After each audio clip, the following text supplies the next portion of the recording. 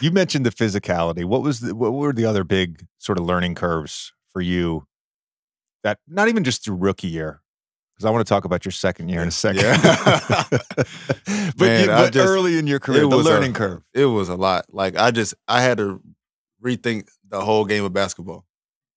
It was just from my rookie year, just sitting there watching and learning how, Dame and CJ play on a night-to-night basis and how they think the game.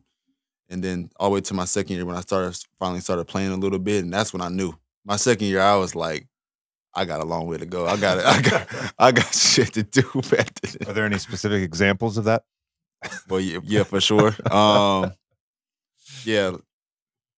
I think we were playing in New Orleans. It was in New Orleans. Yeah. It might have been one of my first start. You got to start. Yeah, I did. I came off the bench, but you got to start. Was it the game that Melo was a Melo first game? It was, yeah. Yeah.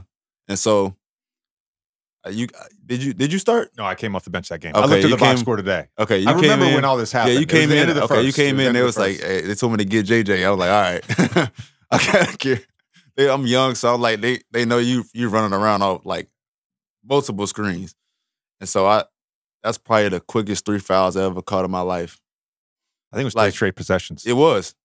I think you came off one time. You stopped early. I ran into you. They called it. You caught the ball again. I think it was a pump fake. I jumped. You jumped into me, got three, and I think I don't know what the last one was. On the last one. By then we were in the bonus. Yeah. We were in the bonus. But you know what's funny, Tommy? Like this, I'm a dickhead, and like I check into the game, and I knew you were talented. Yeah. Right? I had talked to enough people. I knew you were talented, and I thought to myself, all right, I'm year 14. This guy's year 2. Didn't play a lot as a rookie. I remember thinking in that game, I'm like, I'm going to bring out all the tricks. I'm going to get to the free throw line. I'm bring out all the tricks. Are your teammates saying anything after foul 1? No. I mean, there's nothing. They can tell you like what's about to happen, but you really can't truly prepare yourself unless you go actually experience it. So they knew that. They knew that I had to experience all this stuff in order for me to get better. But yeah, like after that, I was, especially that night, it wasn't a good night for me. Pop, in one of the games I called recently, he was talking about Vic and Vic kind of like having to learn the NBA in real time, which I think every young player has to do. And it doesn't always just happen in your rookie year, right? It takes 3 or 4 years for sure of seeing these plays and seeing these patterns happen before you really get intuitive and it becomes second nature. And I thought that was really interesting, like the idea of just like learning. It's like, all right, I'm going to make this mistake. I might make it again. I might make it a 3rd time. But like by the 4th or 5th time I see this happening, I should be good. Like when JJ Redick at the end of a shot clock takes a 1 dribble contested shot, I should know he's going to pump fake. Like I should know because I did it for like 15 years. Right. Like, everybody's a little aggressive with 5 seconds on the shot clock. Like, but you gotta like actually live through all that stuff for sure to learn it. It's another reason, because Tommy knows this, because I talk about it all the time in the pod. I don't judge rookies.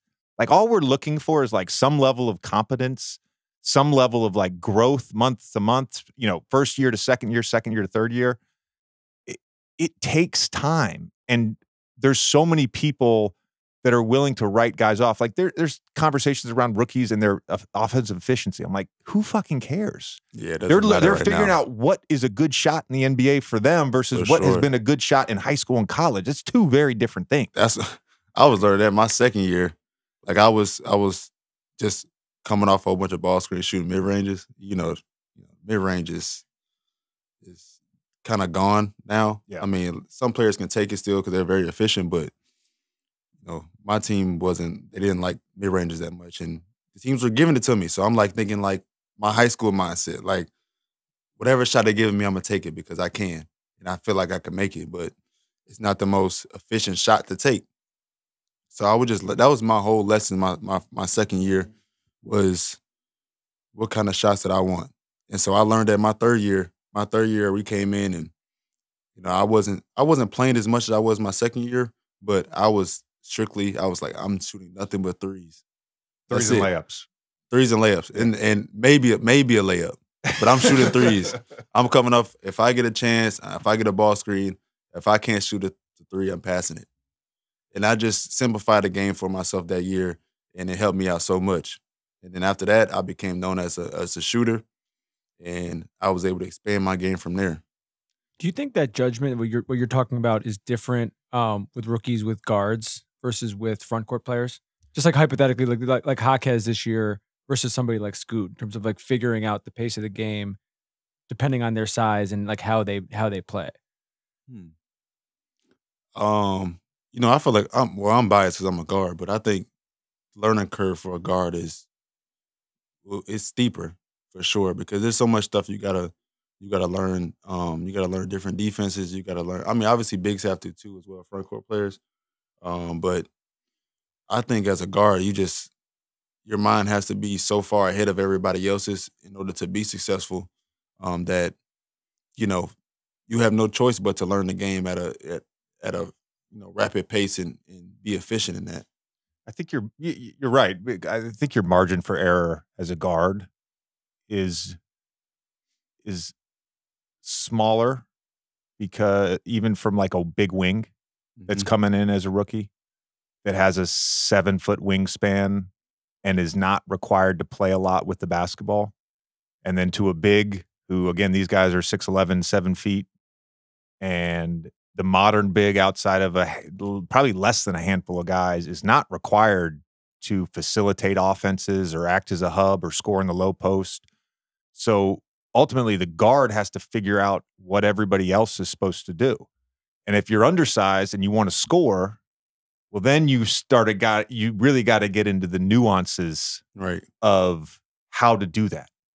And I brought this up to you before we started airing. Like last night against Brooklyn, in watching your buckets, there was a couple times where in a pick and roll you put someone in jail and you got to your float game. There was a couple times in pick and roll where you came off, they chased over the top, the big was in a deep, deep drop, and rather than settling for that mid-range, twice, once you got to your right hand, once you finished on the left side with a layup, you got downhill attacking the big. Like, to me, like, that's the nuance of it. Like, if you put the ball in somebody's hands and you're like, go play, a rookie, a second-year guy is going to take bad shots. He's going to make bad decisions. Yeah. You've got to, like, learn from that.